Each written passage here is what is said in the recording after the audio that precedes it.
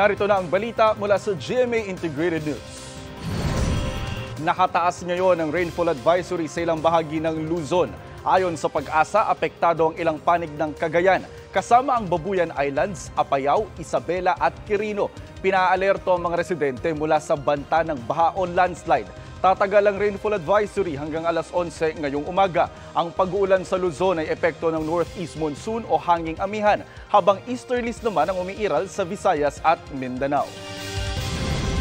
Narito naman ay iba pang balitang binabantayan ng GMA Integrated News. Ilang residente ng Panay Island nagtitiis pa rin habang hinihintay ang pagbabalik ng kuryente.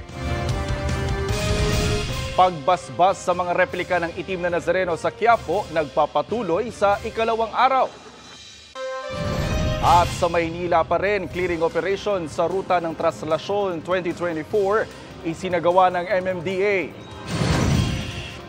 Para sa mas malaking misyon at mas malawak na paglilingkod sa bayan, ako po si Jonathan Andal ng GMA Integrated News, ang News Authority ng Pilipino.